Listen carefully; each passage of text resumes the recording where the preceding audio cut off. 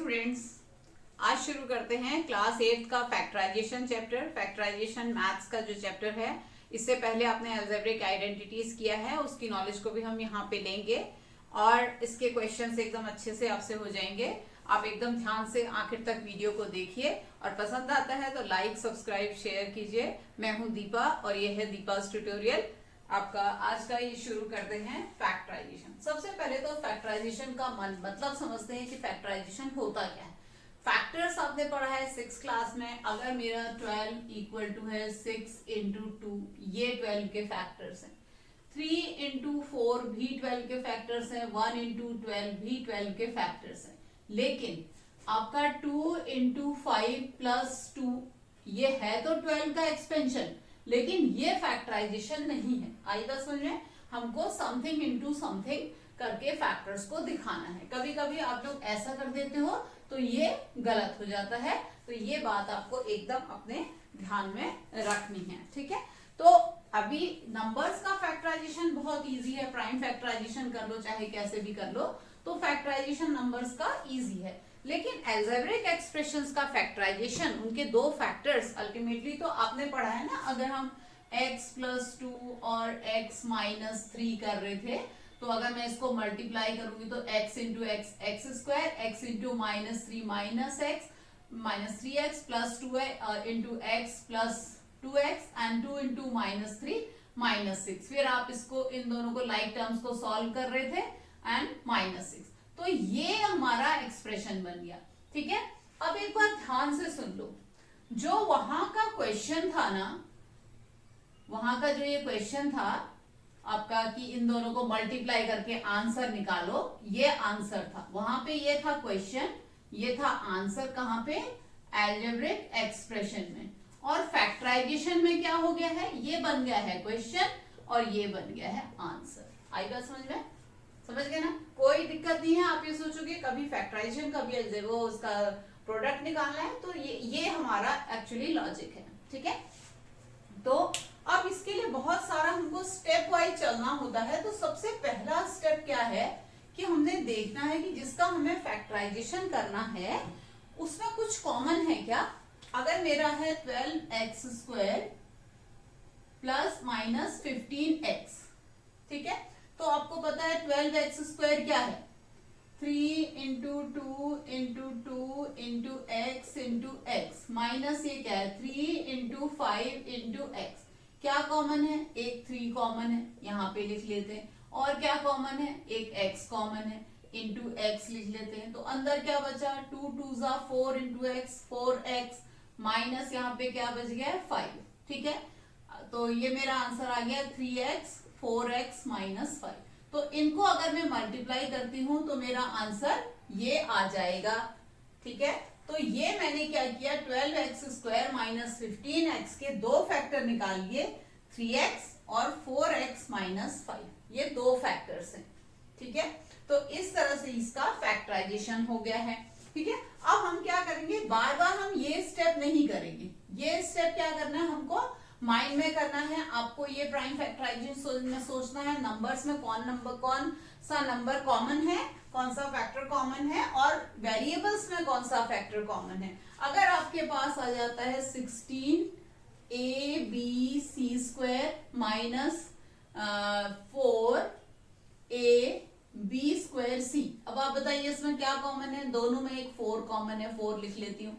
दोनों में a भी कॉमन है, a लिख लेती हूँ। यहाँ पे b है, यहाँ b स्क्वायर है, इसका मतलब सिर्फ एक ही b कॉमन है। और यहाँ c स्क्वायर, यहाँ c, इसका मतलब एक ही c कॉमन है। तो अब ब्रैकेट के अंदर क्या बच गया? 4 से अगर मैं 16 को डिवाइड करती हूँ क्या बचता है? 4।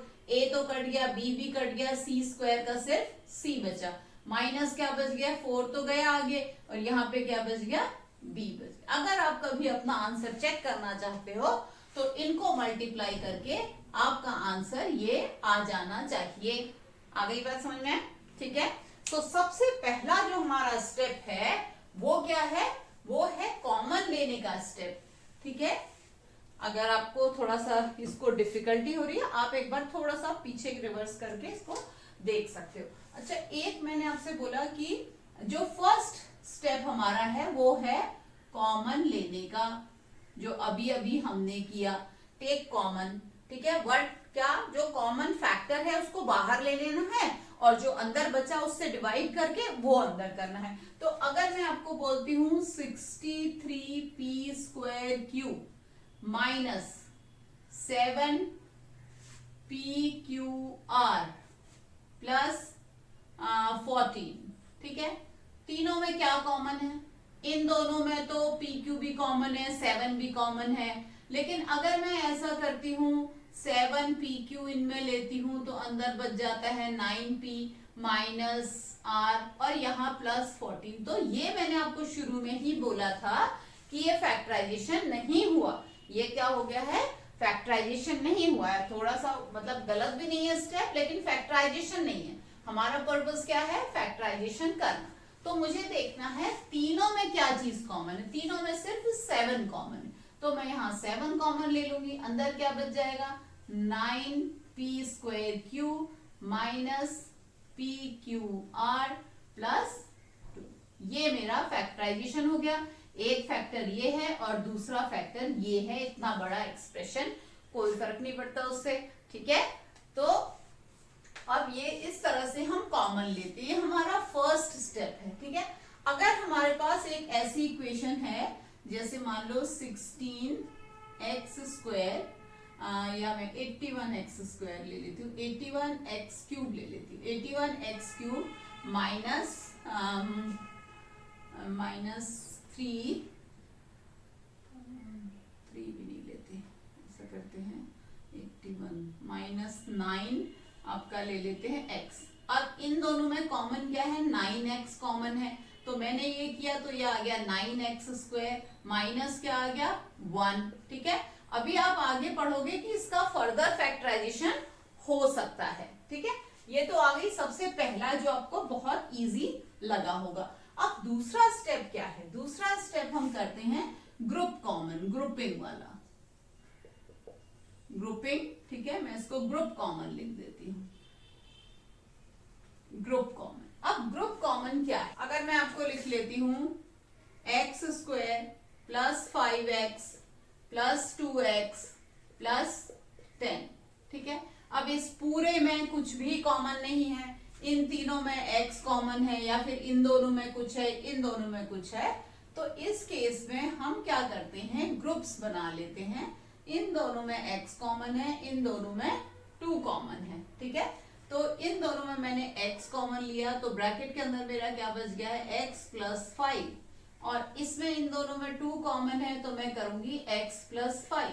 अब मेरे पास ये दो टर्म्स है, ठीक है। दोनों टर्म्स में x प्लस 5 है, उसको मैं एक बार और कॉमन ले लेती हूं, तो मेरा आंसर आ जाता है x प्लस 2। आई बात समझ में? तो ये मेरे दो फैक्टर्स हो गए। अगर मैं इन दोनों को मल्टीप्लाई करूं तो मेरा एक्चुअली आ जाता है x square plus 5x plus 2x plus 10, जो कि यही चीज है, ठीक है।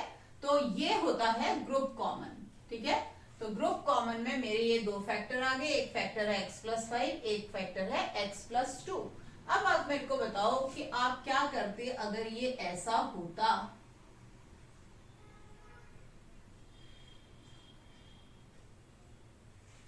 तो मैं क्या करती? इन सब में 2 कॉमन है, मैंने 2 कॉमन ले लिया, तो बच गया है x square plus 5x plus 2x plus 10। और उसके बाद फिर मैं ये स्टेप कर लेती, मतलब पहले पहला स्टेप ये और उसके बाद दूसरा स्टेप ग्रुप कॉमन का स्टेप, ठीक है। अब आते हैं तीसरी स्ट्रेटेजी पे, ठीक है। तीसरी स्ट्रेटेजी से पहले हम जरा सा बात करते हैं कि हमारी जो आइडेंटिटीज थी वो क्या थी। हमारी जो आइडेंटिटीज थी अलजेब्रिक एक्सप्रेशन में आपने आइडेंटिटीज पढ़ी हैं। हमारी जो फर्स्ट आइडेंटिटी थी वो थी a plus B whole square equal to a square plus B square plus 2ab, और जो दूसरी आइडेंटिटी थी वो थी a minus B whole square equal to a square plus B square minus 2ab। ये नहीं भूलना है कि प्लस है इधर, ठीक है। दोनों में प्लस है, इसमें सिर्फ फर्क है प्लस 2ab और माइनस 2ab का। अब आ जाते हैं थर्ड आइडेंटिटी पे। थर्ड आइडेंटिटी आपकी है a minus b into a plus b equal to a square minus B square. और जो फोर्थ आइडेंटिटी है वो आपकी है एक्स प्लस ए और एक्स प्लस बी, यानी कि दो एक्सप्रेशन का प्रोडक्ट जिनका फर्स्ट टर्म सेम है। तो क्या हो जाता है, ये हो जाता है x square plus a plus b x plus a b. ठीक है, तो इन चारों आइडेंटिटीज को हमें हमेशा ध्यान में रखना है। अब हम थर्ड वाला जो हमारा स्टेप है वो कहता है find two perfect squares. Find two perfect squares. तो फाइंड टू परफेक्ट स्क्वायर में हमारे पास दो स्टेप हैं। एक मुझे फाइंड करना है कि क्या वो दो परफेक्ट स्क्वायर ए स्क्वायर माइनस बी स्क्वायर हैं या फिर वो परफेक्ट स्क्वायर्स ए स्क्वायर प्लस बी स्क्वायर हैं। अगर वो ए स्क्वायर माइनस बी स्क्वायर हैं तो मैंने सीधे सीधे लगा देनी है थर्ड आइडेंटिटी और बोल देना है ए प्लस बी और ए प्लस बी और ए माइनस बी। ठीक है, और जो अगर ए स्क्वायर प्लस बी स्क्वायर है तो अब मुझे देखना पड़ेगा, अगर ए स्क्वायर प्लस बी स्क्वायर है तो मुझे क्या देखना पड़ेगा, थर्ड टर्म क्या है। तो थर्ड टर्म अगर प्लस टू ए बी है या माइनस टू ए बी है। अगर प्लस टू ए बी है तो मुझे लगानी है फर्स्ट आइडेंटिटी और नहीं तो मुझे लगानी है सेकेंड आइडेंटिटी। ठीक है, तो थर्ड आइडेंटिटी कब लगेगी, जब एक परफेक्ट स्क्वायर होगा और बाकी नहीं होगा। उसका मेथड लास्ट में डिस्कस करेंगे, पहले आप ये फर्स्ट थ्री आइडेंटिटीज पे आप अपना फोकस करो। ठीक है, आप इसका स्क्रीनशॉट ले लो क्योंकि ये बहुत हेल्पफुल रहता है और मेरे स्टूडेंट्स बहुत एकदम लाइक करते हैं कि ये परफेक्ट करता है और परफेक्टली हो जाता है। और आपको ना अभी 8th के बाद 9th में 10th में 11th 12th में भी आगे इसकी जरूरत होती है और हम अपने एवरीडे लाइफ में भी इसको यूज करते हैं। ऐसा मत सोचो कि ये यूज नहीं होने वाला है, ये यूज होगा। ठीक है, और बहुत ज्यादा यूज होगा। आपको एकदम समझना है, चाहे मुझसे पढ़ो चाहे किसी से भी पढ़ो, आपको फैक्टराइजेशन के चैप्टर में एकदम इसी क्लास में मास्टरी करनी चाहिए। ठीक है, तो आप ले लो स्क्रीनशॉट। अब इसकी बात करते हैं कि ये मैंने जो थर्ड स्टेप करा है फाइंड टू परफेक्ट स्क्वायर, इसको कैसे फॉलो करते हैं।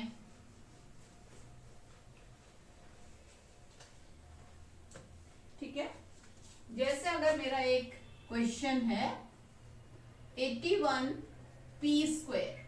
ठीक है, और इसको मैं कर लेती हूँ 16 प्लस 16 और यहाँ पे मैं बोलती हूँ या पहले सीधे माइनस 16। ठीक है, तो इसमें दो परफेक्ट स्क्वायर क्या है, 9p का होल स्क्वायर माइनस 4 का स्क्वायर। ठीक है, 4 में ब्रैकेट लगाना जरूरी नहीं है लेकिन 9p में लगाना जरूरी है क्योंकि ये सिर्फ p का, अगर आप ऐसे करते हो जो बहुत सारे बच्चे करते हैं तो उसमें ऐसा लगता है सिर्फ ये p का स्क्वायर है, ये आपके दिमाग में चल रहा होता है कि 9p का स्क्वायर है, पर आपको उसको शो करना है पेपर में तो आपको 9p का होल स्क्वायर माइनस 4 स्क्वायर करना है। तो आपने देख लिया कि अभी ये A square minus B square third identity की तरह हो गया है। तो अब इसके दो फैक्टर आ गए हैं 9p minus 4 and 9p plus वाला मैं पहले लिखती हूँ 9p plus 4 9p minus 4। Minus पहले लिखने से भी कोई फर्क नहीं पड़ेगा, लेकिन क्या होता है कभी कभी इसका फर्दर करना होता है ना, तो तब हमें ये यूज होता है। ठीक है, तो ये आ गया आपका 9p प्लस 4 9p माइनस 4। ठीक है, अब मैंने जो ये बात कही ना माइनस पहले लिखने वाली, इसी एग्जांपल को मैं और थोड़ा करती हूँ।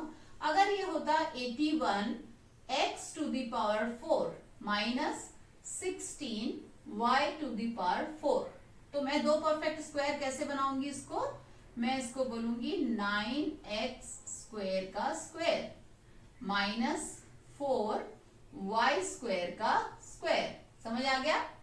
तो अब मैं क्या करूंगी, मैं लिखूंगी 9a square minus b square हो गया 9x square plus 4y square. ठीक है, और दूसरे में क्या आ जाएगा 9x square minus 4y square. ठीक है, लेकिन अभी ये दो परफेक्ट स्क्वायर और हैं, फिर से ये फर्दर और फैक्टराइज हो सकता है। ठीक है, तो जैसे आपका 9 इंटू 4 प्राइम फैक्टराइजेशन नहीं हो सकता ना, 3 इंटू 3 इंटू 2 इंटू 2 करना चाहिए प्राइम फैक्टराइजेशन के लिए, वैसे ही मुझे इसको भी आधे रास्ते में नहीं छोड़ना चाहिए। इसको मैं लिखूंगी, ये तो फर्दर नहीं हो सकता है। ठीक है, 4y स्क्वायर करूंगी और इसको मैं लिखूंगी 3x का स्क्वायर माइनस 2y का स्क्वायर। है कि नहीं है, ये है ना।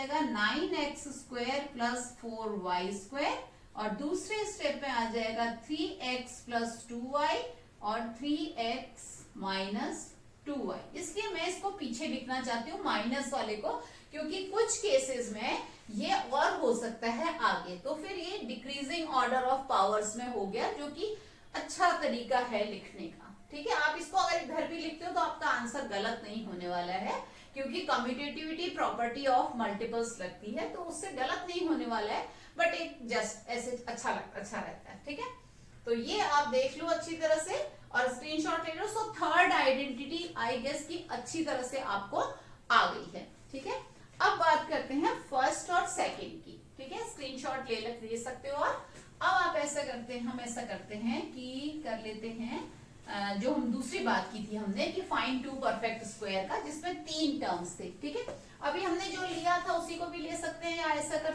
लेते हैं 25p², ठीक है, प्लस 16q² प्लस 40pq। ठीक है, तो अब मैंने देखना, मुझे क्या था, मेरा फर्स्ट कुछ भी कॉमन नहीं है, तो फर्स्ट रूल नहीं लगा, ना ही कुछ ग्रुप्स में कॉमन है। ग्रुप कॉमन तो 4 या ज्यादा में होता है। तीसरा स्टेप है हमारा 2 परफेक्ट स्क्वायर फाइंड करना, तो 5p का मैंने होल स्क्वायर कर लिया, और ये मेरा 4q का होल स्क्वायर है। तो a² प्लस b² के टर्म में ये है, तो मुझे क्या करना है ऐसे केस में, थर्ड टर्म को चेक करना है, क्या वो 2ab है, क्या वो 2 इंटू 5p इंटू 4q है, 2 5 10 4 40 है। तो इसका मतलब ये है a² plus b² plus 2ab, तो मैं यहां पे लिखूंगी यूजिंग फर्स्ट आइडेंटिटी, ये हो जाएगा 5p प्लस 4q का होल स्क्वायर। आ गई बात समझ में? 5p प्लस 4p लिख दिया मैंने, 4q का होल स्क्वायर, ये मेरा आंसर आ गया। ठीक है, अगर यहां माइनस होता तो क्या होने वाला था, ये माइनस होता, फिर ये हो जाता a² plus b² minus 2ab, तो ये मेरा आंसर आ जाता। इतना ही फर्क है इसमें दोनों में।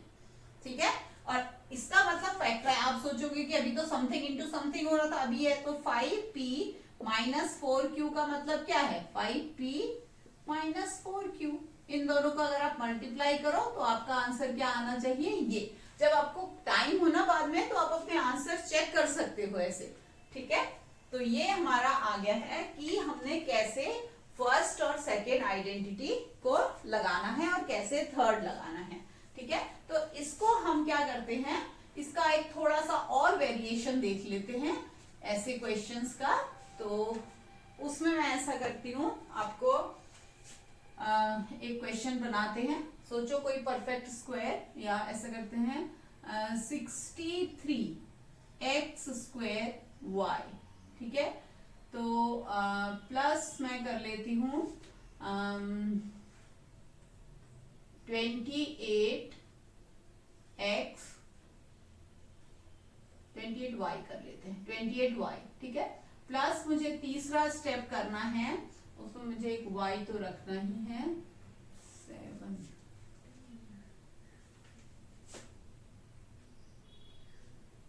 42y 42xy ऐसा रख लेते हैं। ठीक है, देखते हैं क्वेश्चन बनता है कि नहीं। अब इसका सबसे पहले तो इसमें क्या है, कॉमन क्या है, एक तो 7 कॉमन है, 7 सबका मल्टीपल है, ये देखना आना चाहिए। जितना प्रैक्टिस करोगे उतना आप फटाफट ढूंढ पाओगे।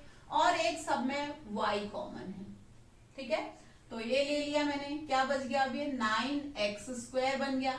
ठीक है, प्लस ये क्या बन गया, 4 बच गया, प्लस यहाँ क्या बच गया, 7 कितना, 6x। ठीक है, अब चेक करते हैं इसको। अभी देखो ये 2 फैक्टर तो आ गए हमारे, क्या हम इसको और कर सकते हैं क्या, इसमें 3x जो है ये स्क्वायर है, प्लस ये 2² है, तो हमारा थर्ड स्टेप चेक करना है, क्या ये 2 इंटू 2 इंटू 3 है, 3x है, 2 2 4 3 12 है ना, नहीं है।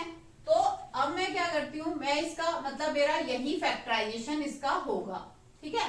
लेकिन अगर मैं चाहती हूँ कि ये फर्स्ट आइडेंटिटी मैं लगा लूं, तो मैं अपना थोड़ा सा क्वेश्चन चेंज कर लेती हूँ। मुझे इसको 6x नहीं, मुझे ये आना चाहिए था 12x, जिसके लिए मुझे इसको कर लेना चाहिए था 84, ठीक है। अब मैं इसको कर सकती हूँ कि ये 2 2 जा 4 3 जा x है, तो ये आ गया 7y और ये आ गया 3x प्लस 2 का होल स्क्वायर, यानी कि फैक्टर्स आ गए 7y into 3x plus 2 into 3x plus 2। आई बात समझ में? ठीक है। तो यहाँ पे मैंने पहले पहला रूल लगाया कॉमन वाला, सबसे पहले हमें जिसे देखना चाहिए, ठीक है। उसके बाद मैंने देखा कि जो अंदर वाली चीज है उसमें बन नहीं रहा था, आपको बनाना नहीं है ऐसे, तो मैंने आपको समझाने के लिए बनाया कि अगर 84xy होता तो मैं ऐसा कर सकती थी, अगर ये 42 ही होता ना तो यही दो फैक्टर्स आपके थे, ठीक है।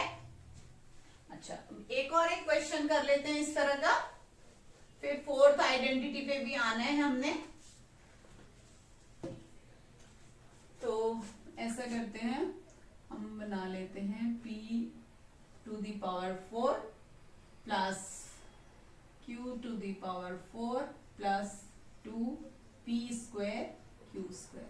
अब क्या है, कुछ भी पूरे में कॉमन नहीं है, तो दूसरे रूल पे आते हैं, ग्रुप कॉमन, वो भी पॉसिबल नहीं। अब तीसरे रूल पे आते हैं, ये तो स्क्वायर्स है नहीं, पर ये p स्क्वायर का स्क्वायर है, ये q स्क्वायर का स्क्वायर है, और ये 2 इंटू a इंटू b है, p स्क्वायर q स्क्वायर। इसका मतलब ये p square plus q square का होल स्क्वायर है। तो ये मेरे दो फैक्टर्स आ गए हैं, ये नहीं आए, p square plus q square into p square plus q square, ये इसके आ गए हैं दो फैक्टर्स, ठीक है। और इसके क्वेश्चंस करें या इसी में डिवीजन वगैरह दिखाएं, या फिर आपको ऐसा करते हैं, आपको एक नंबर्स का कर लेते हैं। अगर आपको बोला है 405 स्क्वायर माइनस 395 स्क्वायर, अब ये जो है बहुत बड़ा सा नंबर है ना, मतलब कैसे करें इसको, तो इसका एप्लीकेशन है ये जो फैक्टराइजेशन वाला है।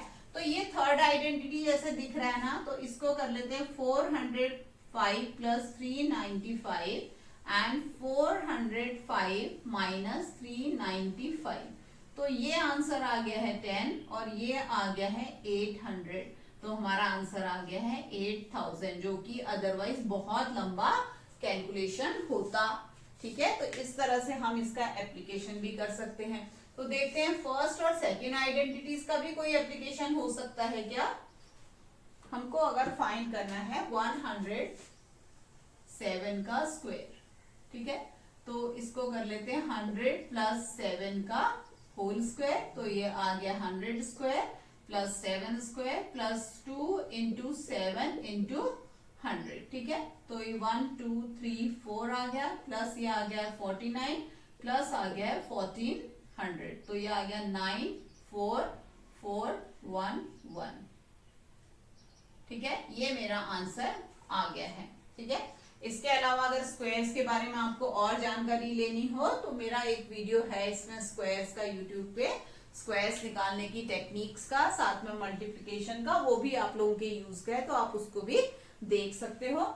और आपको कैसा लग रहा है ये मुझे जरूर लिखते रहिए कमेंट्स पे, आपके कोई क्वेश्चंस हो, कोई डाउट हो तो मुझे बताते रहिए, मैं जरूर उसको सॉल्व करूंगी। अगर मुझे 95 स्क्वायर निकालना है ना, तो इसको दो तरह से कर सकते हैं, 90 प्लस 5 का होल स्क्वायर, और इसको कर सकते हैं 100 माइनस 5 का होल स्क्वायर। तो 90 का स्क्वायर निकालने से 100 का स्क्वायर निकालना ज्यादा इजी है, तो मैं ये नहीं ये करूंगी, ये आएगा 100 स्क्वायर प्लस 25 मतलब 5 square plus 2 into sorry plus नहीं माइनस 2 इंटू 5 इंटू 100, तो ये आ गया 1 2 3 4। पता है ना 100 का स्क्वायर, कोई भी नंबर का जीरोस वाले नंबर का स्क्वायर क्या होता है, आपने नंबर लिखा उसके पीछे 4 2 जीरो है तो 4, 3 है तो 6, 1 है तो 2, प्लस ये आ गया है 25 माइनस ये आ गया है 1000, तो ये आ गया 9000, तो 9025 9025 हमारा आंसर आ गया, ठीक है। सही है। अब इस तरह से हम और कर सकते हैं क्वेश्चंस और इसको अप्लाई कर सकते हैं। अब आ गए हम मेन फोर्थ आइडेंटिटी वाले स्टेप पे। तो फोर्थ आइडेंटिटी क्या होता है, अगर आपका ये है x square plus 7x plus 10, ठीक है, इस तरह के क्वेश्चंस को हम फोर्थ आइडेंटिटी लगा के यूज करते हैं, सॉल्व करते हैं।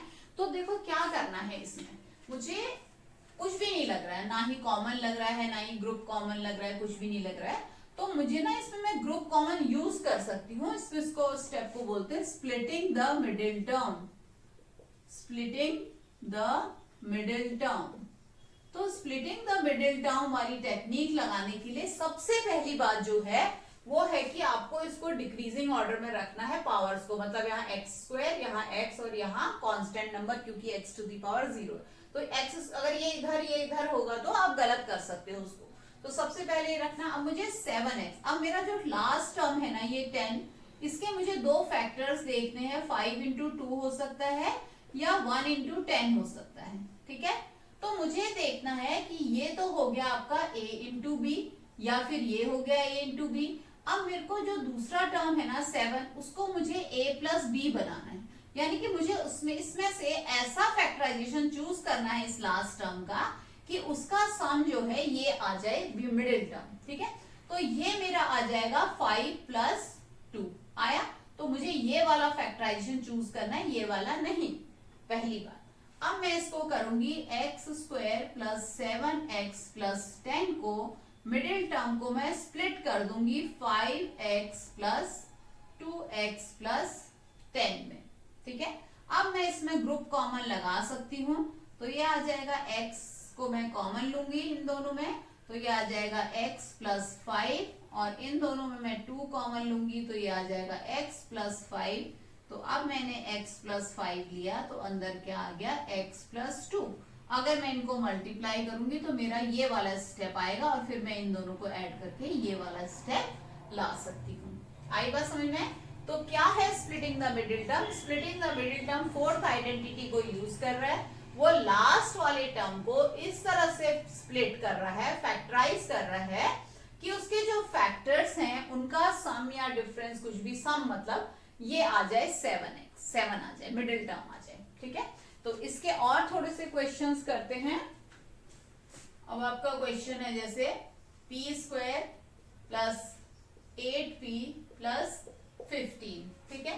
तो 15 के क्या फैक्टर्स हैं? 5 इंटू 3, ठीक है, और 1 इंटू 15 भी हो सकता है, लेकिन हमारा जो मिडिल टर्म है वो 8 है, मिडिल टर्म का वेरिएबल है ना, का कांस्टेंट 8 है कोफिशिएंट, तो ये है 3 प्लस 5। तो मैं ये वाला फैक्टराइजेशन चूज करूंगी, तो ये मैं करूंगी p square plus 5p plus 3p plus 15, तो p कॉमन लूंगी तो ये आ जाएगा p प्लस 5, और प्लस 3 कॉमन लूंगी तो ये भी आएगा p प्लस 5। ये ध्यान रखना दोनों सेम आने चाहिए तभी फैक्टराइजेशन हो पाएगा। अगर आपने ये सही लिया है ना विद साइन तो ये सही आएगा आपका।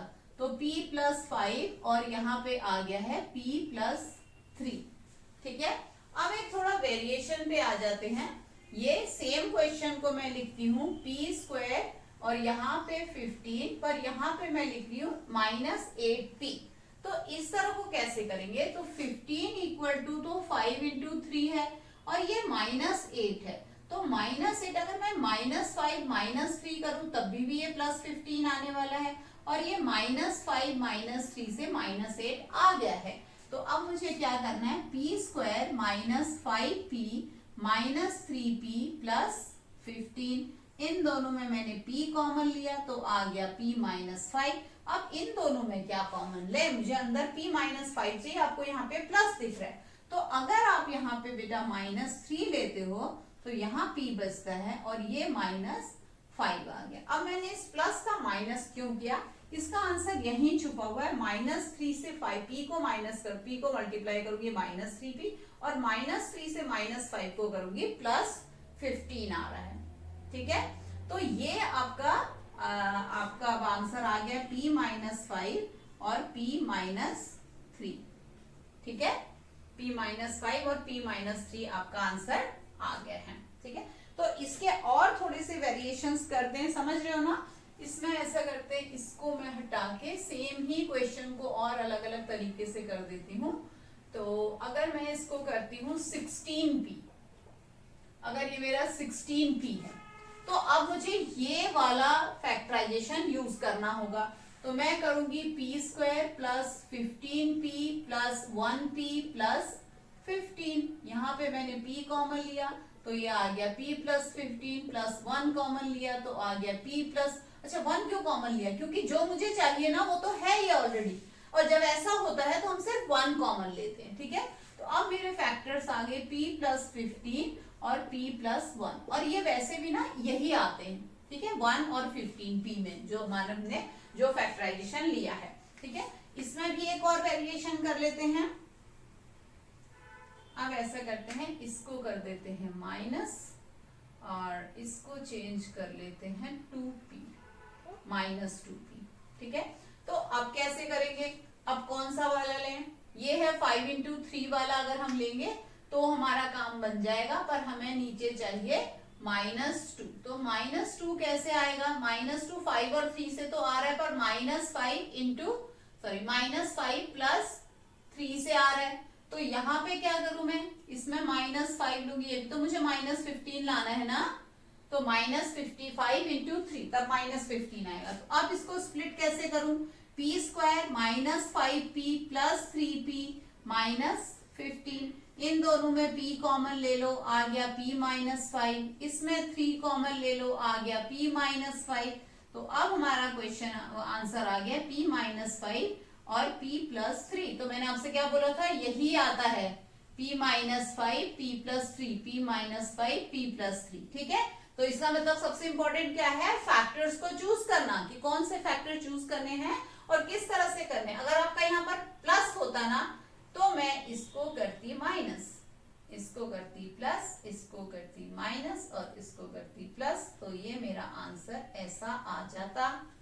कुछ भी नहीं करना था, मुझे +5p लाना है, +2p लाना है, तो वो क्या आएगा +5 और -3 से आएगा वो तो, है ना। तो इसको क्या करूं, -15 लाना है मुझे, -15 लाना है तो -15 कैसे आएगा आपका, -15 आना है 5 और -3 से, क्योंकि मुझे यहाँ +2 लाना है। समझ में आ रहा है, दोबारा से एक बार देखना फिर से। ठीक है, अच्छा, और इसी तरह के क्वेश्चंस में और थोड़ा सा वेरिएशन अगर करूं तो, अब तो आइडेंटिटीज लिखने की जरूरत नहीं है ना, आइडेंटिटीज साइड में मैंने लिखी थी ताकि आप देखते रहो अपने कॉपी के फर्स्ट पेज पे। आप जो घर की कॉपी है उस पे फर्स्ट पेज पे आप ये लिखा करो तो बहुत अच्छा रहता है, एकदम बढ़िया से याद होते हैं। ठीक है, अब इसी तरह के क्वेश्चंस को मैं दूसरे फॉर्म में थोड़ा चेंज करके आपको डिफरेंट वेराइटीज दिखाती हूँ। अब ऐसा करते हैं, p स्क्वायर -14p -15। ठीक है, सेम लास्ट टर्म के फैक्टर्स करने, 15 जो है 15 इंटू 1 है, 3 इंटू 5 से तो आएगा ही नहीं हमारा, है ना, तो मुझे दूसरा वाला लिखूंगी नहीं, मैं सिर्फ यही लिखूंगी। अब क्या करना है, इससे मुझे 14 लाना है, तो -14 इक्वल टू क्या आएगा, -15 प्लस 1 आएगा। तो मुझे ये -15 तब जाके मेरा -15, ये माइनस है मेरा यहाँ पे। ठीक है, तो बस स्प्लिट कर लो मिडिल टर्म को, -15p प्लस 1p -15, इन दोनों में क्या कॉमन है p, तो क्या आ गया p -15, इन दोनों में क्या कॉमन है +1, तो क्या आ गया है p -15। ये क्यों हुआ, मैंने आपसे क्या कहा, जब ये वही चीज है जो ये है तो हम सिर्फ 1 कॉमन लेंगे, तो यहाँ पे आ जाएगा आपका p -15 और यहाँ पे आ जाएगा p +1। आ गई बात समझ में, तो ये आपका क्वेश्चन एक इस तरह का बन गया है। ठीक है, और थोड़ा सा देखें वैरायटी।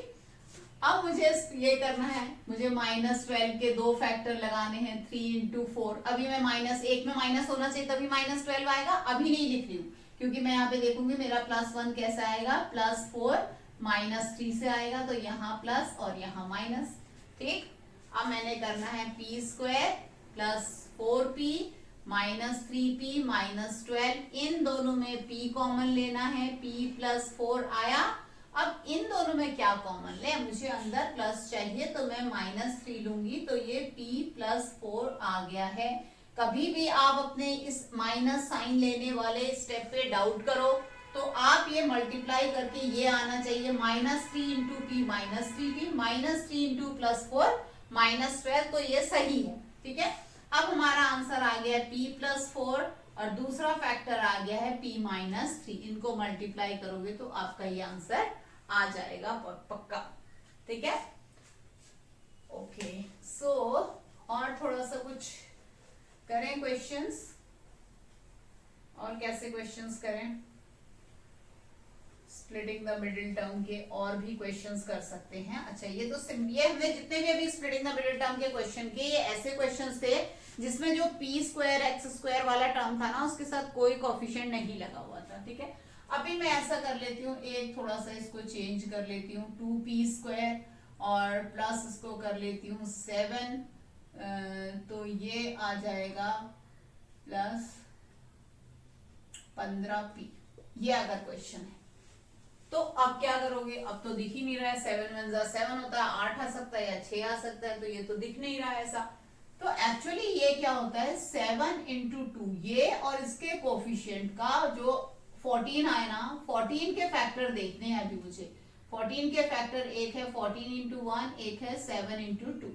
ये इससे आएगा 15 है ना, 14 प्लस 1, तो ठीक है, ये ले लेते हैं 2p² plus 14p plus 1p plus 7, बस हो गया। 2p लिया तो p प्लस 7 प्लस 1 लिया तो p प्लस 7। ठीक है, तो क्या आंसर आ गया, p plus 7 and 2p plus 1। ठीक है, इस वाले स्टेप पे ना ये देखो, ये एक टर्म है, ये एक टर्म है, दोनों के पास p प्लस 7 है, इसलिए मैं p प्लस 7 यहां लेती हूँ, तो 2p प्लस 1 अंदर बचता है। आ गई बात समझ में? ठीक है, तो ये अगर ऐसे वाले हैं तो ऐसे कर सकते हैं। अगर एक और एक कर लेते हैं क्वेश्चन, ये कर लेते हैं 6x² ले लेते हैं, है ना, 6x² प्लस 12x प्लस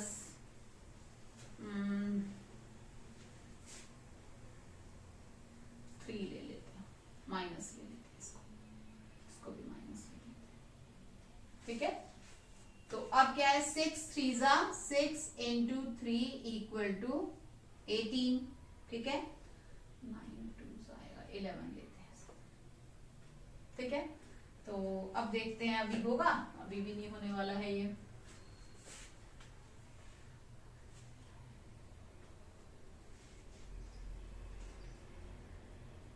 से 11 नहीं आएगा, इसको प्लस लेना, अब आ जाएगा। ठीक है, अब सही हो गया हमारा क्वेश्चन।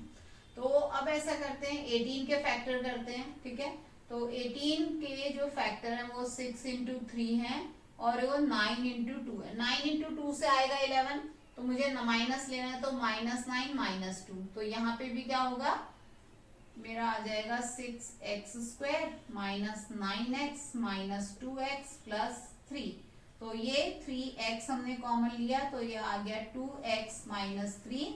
अब यहाँ 2x प्लस 3 है तो -1 कॉमन ले लो, ये भी आ गया 2x माइनस 3, है ना, सिंपल। तो 2x माइनस 3 और दूसरा स्टेप आ गया 3x माइनस 1, ये हमारे दो फैक्टर्स आ गए हैं। ठीक है, तो अब इसमें जो लास्ट हमारा जो टॉपिक बचता है वो हमारा है कि डिवीजन कैसे करें। डिवीजन करने के लिए कुछ भी नहीं करना है, अगर आपका उसका मतलब अगर आपको ऐसा क्वेश्चन है कि 2x² plus 5x divided by 3x, ठीक है, तो इसका कुछ भी नहीं हो सकता, आप इसको इससे काटना सबसे बड़ी गलती है, महान पाप है। ठीक है, ये नहीं करना है। इसमें क्या करना है, पहले हमें कॉमन करना है, ये आएगा 2x प्लस 5 अपॉन 3x, अब ये x और x कट गया, तो अब आंसर आया 2x प्लस 5 अपॉन 3। ठीक है, ये कटा है इस तरह से। तो ऊपर अगर आपका कुछ ऐसा हो जो कटता हुआ नहीं दिख रहा है पर फैक्टराइजेशन करके कट सकता है, तो हम क्या करेंगे, उसका फैक्टराइजेशन करेंगे। ठीक है, जैसे इसमें अगर मैं कहूं ये चीज जो है डिवाइडेड बाय, अगर मैं करूं x प्लस x प्लस 14 कर देती हूँ। तो इसका हमने क्या किया था, 2p² plus 14p plus 1p plus 7, तो हमने 2p लिया था, तो ये आ गया था p plus 7, x plus p plus 7, ठीक है, p प्लस 7 करना पड़ेगा इसको, प्लस 1 लिया तो ये आ गया p प्लस 7, तो ये आ गया 2p प्लस 7 और 2p प्लस 1, ठीक है। और इसको हमने डिवाइड करना है p प्लस 7 से। अब ये पूरा का पूरा कटेगा, एक पार्ट नहीं कटेगा, वो सबसे बड़ी गलती है। इसको आपका आंसर आ जाएगा 2p प्लस 1, ये आपका आंसर आ गया है। तो यानी कि आपका जो न्यूमरेटर में या डिनोमिनेटर में भी कुछ ऐसा हो तो हम उसको काट सकते हैं। सपोज करो आपके दो बड़े बड़े फैक्ट वो थे, एक्सप्रेशंस थे, जैसे अगर आप तो आपने उसका फैक्टराइजेशन किया तो आपका आ गया 2x plus 3 into 5x minus 1 upon आपका आ गया है 5x minus 1 into 2x plus 2x minus 1, ऐसा कुछ है। तो 5x माइनस 1 पूरा का पूरा 5x माइनस 1 से कट सकता है, लेकिन ये 2x इससे नहीं कट सकता, ये नहीं काटना है। आपका जो आंसर है वो आंसर आ गया है 2x plus 3 upon 2x minus 1, ये आपका आंसर अब आ गया है, ठीक है। इस तरह से आपको डिवीजन वाले सम करने हैं। तो डिवीजन मुश्किल नहीं है, आपको क्या करना है, देखना है किस किस का फैक्टराइजेशन हो सकता है और कौन कौन से फैक्टर्स कट सकते हैं, ठीक है। आज के लिए इतना ही है। अगर कोई डाउट हो कमेंट सेक्शन में जरूर मुझसे पूछें और मैं जरूर आपको बताऊंगी उसको। और आपको अगर कोई भी डाउट हो या आप किसी और चीज पे चाहते हो, किसी भी और टॉपिक पे कि मैं वीडियो बनाऊं, तो मैं जरूर करूंगी। मैं साइंस और मैथ्स के आपके सारे वीडियोस बना के भेजती हूँ, कुछ कुछ ग्रामर से रिलेटेड भी देती हूँ, तो वो आप देखते रहिए और मेरे साथ जुड़े रहिए। सब्सक्राइब कीजिए, लाइक कीजिए। Thank you very much.